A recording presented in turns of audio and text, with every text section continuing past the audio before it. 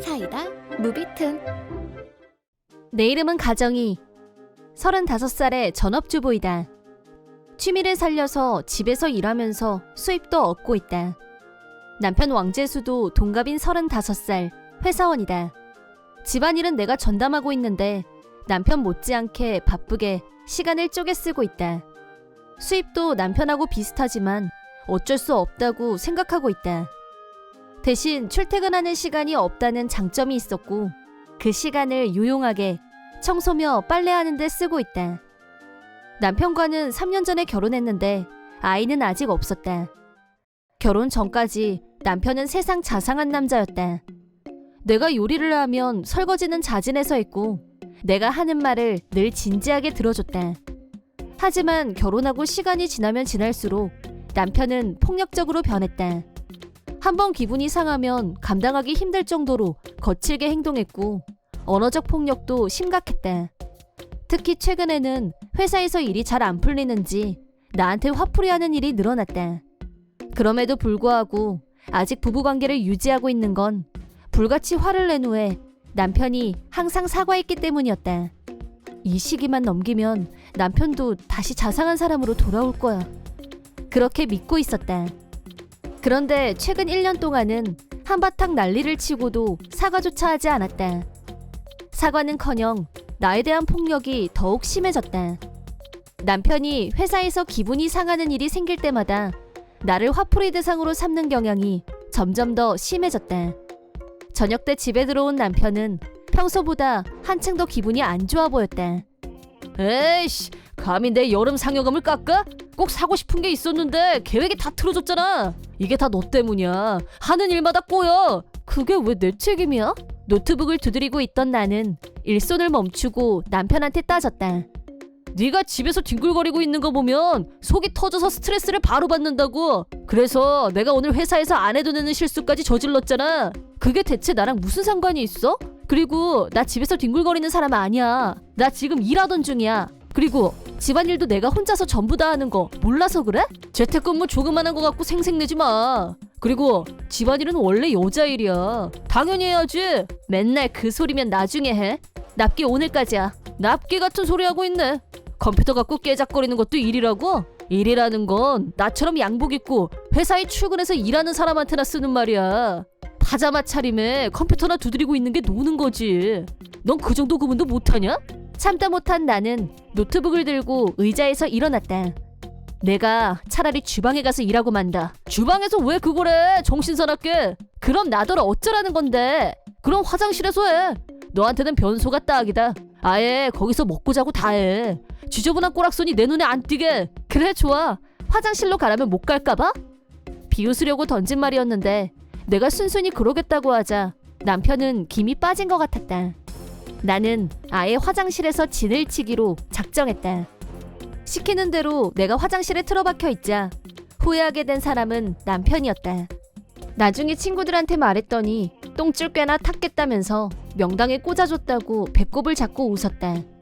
남편은 내가 말만 그렇게 하는 거라고 생각하고 한껏 나를 비웃고 있었다. 큰 소리로 비웃더니 밖으로 나가는 것 같았다. 내가 만들어 놓은 건 일부러 안 먹고 밖에서 저녁을 먹으러 나간 것 같았다. 내가 밥을 안 하면 뭐라고 잔소리를 했지만 그걸 먹는 일은 거의 없었다. 이런 남자랑 사느니 차라리 이혼을 하고 말지. 나 혼자 사는 게 훨씬 낫겠다. 남편이 없는 사이 화장실에서 생활할 태세를 갖췄다. 먼저 화장실 청소를 철저하게 실시. 남편 잔소리에 매일 청소를 해서 먼지 하나 없었지만 더욱 깨끗하게 만들었다. 화장실로 내 생활 필수품을 전부 옮겼다. 노트북은 물론 통장 같은 귀중품을 포함 필요한 건 다 가져다 놨다. 짐 열쇠랑 신발도 갖다 놓는 게 좋겠어. 내 체격이면 화장실에 있는 작은 창문으로 얼마든지 드나들 수 있었다. 물론 음료수와 먹을 것도 빼놓을 수 없었다. 준비를 마친 후 안에서 문을 걸어 잠갔다. 좋아. 이왕 이렇게 된 거 누가 이기나 어디 해보자고. 폭력성 발언도 녹음해서 증거로 남겨둬야 돼. 남편이 들어왔는지 밖에서 소리가 들렸다. 그 옆편네 드디어 집에서 나갔네. 중늙은이가 집에 없으니까 집이 참 쾌적하네. 내가 중늙은이면 당신도 중늙은이야. 동갑인데. 응? 뭐야? 어디서 듣고 대답하는 거야? 남편이 나를 찾으러 주방이며 베란다로 왔다 갔다 하고 있는 걸 발소리로 짐작했다. 당신이 아까 나가기 전에 나한테 뭐라고 했는지 벌써 까먹었어? 나 앞으로 화장실에서 먹고 자고 할 거야. 뭐라고? 너 진짜 화장실에서 살겠다는 거야? 거기가 너한테 딱인 장소인 건 인정인데 괜히 똥꼬지 부리지 말고 싹싹 빌면 내가 용서해 줄 수도 있어. 나 신경 쓸 필요 없어. 2시간 후 남편은 다급한 목소리로 화장실 문을 두드렸다. 야! 당장 문 열어! 여기 사람 있어요. 나는 느긋한 목소리로 대답했다. 몇 번을 두드려도 내가 문을 열지 않자 남편은 몸으로 문을 열려고 시도했다. 야! 당장 이 문 못 열어? 화장실 문은 어찌나 튼튼하던지 남편이 별짓을 다해도 끄떡도 없었다. 사람 있다니까. 마침내 남편은 비명소리와 함께 화장실에서 멀어져가는 소리가 들려왔다. 싼다 싸! 라고 외치면서 현관문을 박차고 나가는 소리가 들려왔다.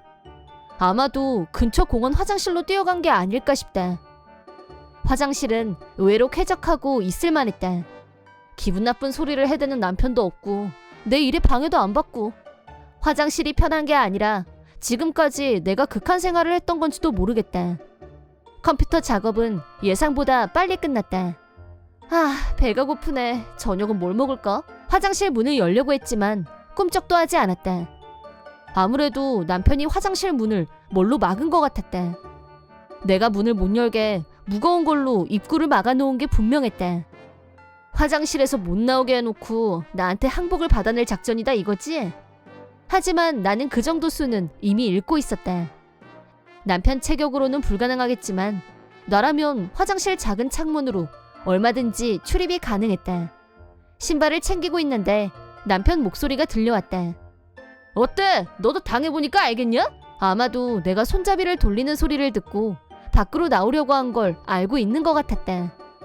너 거기서 먹지도 마시지도 못하고 한번 버텨봐. 그 좁은 데서 잠이나 잘 수 있겠어? 이게 다 자업자득이야. 고집 부리지 말고 진즉에 사과하라고 할 때 하지. 그럼 내가 용서해줬을 거 아니야. 너 똑바로 반성해. 남편의 고함 소리가 화장실 문 너머로 들려왔고 침실 쪽으로 가는 것 같았다. 나는 화장실 창문으로 밖으로 나왔다. 신발도 있고 지갑도 있고 오래간만에 혼자서 외식이나 할 생각이었다. 집에 오니 꽤 늦은 시간이 되어 있었다. 정말 오래간만에 혼자만의 저녁 시간을 마음껏 즐겼더니 생각보다 시간이 꽤 많이 지나 있었다. 집안의 불이란 불은 다 꺼져 있길래 현관으로 들어왔다. 현관문은 잠겨 있었지만 나는 열쇠를 갖고 있었기 때문에 아무 문제 없었다. 여유 있게 샤워를 했다. 원래부터 남편과는 각방을 쓰는 사이였다. 잠은 물론 침대에서 잤다. 남편이 일어나는 시간을 알고 있기 때문에 그것보다 1시간 일찍 일어나기로 했다. 다음 날 토스터기로 빵을 굽고 내가 좋아하는 커피 메이커로 모닝커피를 내리고 천천히 커피 맛을 음미했다. 화장실 앞에는 내가 예상했던 대로 벽장에 있는 책꽂이로 화장실 문을 완전히 막아놓은 상태였다. 가정폭력의 증거물로 충분하다고 판단, 인증샷 촬영. 몇 가지 필요한 물건을 더 챙겨서 다시 창문을 통해 화장실로 들어갔다. 잠시 후 남편이 일어나서 움직이는 소리가 들려왔다. 뭐야? 화장실 앞에 이런 게 왜 있어? 참 내가 갖다 놓은 거지. 아직 잠이 덜 깼는지 눈 뜨고 잠꼬대 혼자서 횡설수설했다. 너 죽을 맛이지? 반성했어? 하룻밤 있어 보니까 후회 막급이지?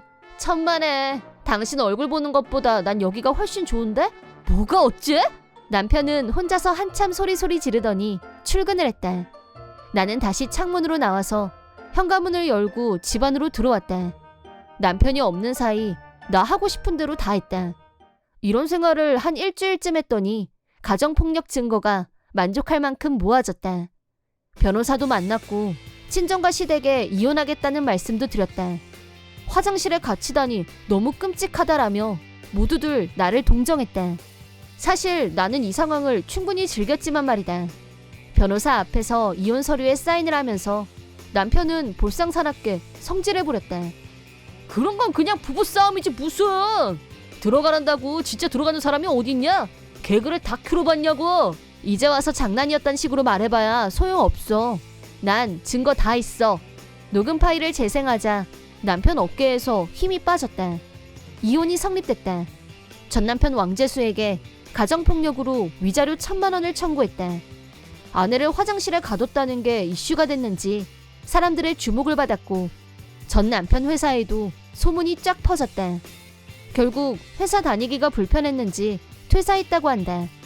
실업자가 된 전 남편은 공중변소 크기의 아파트에서 지저분하게 혼자서 살고 있다고 한다.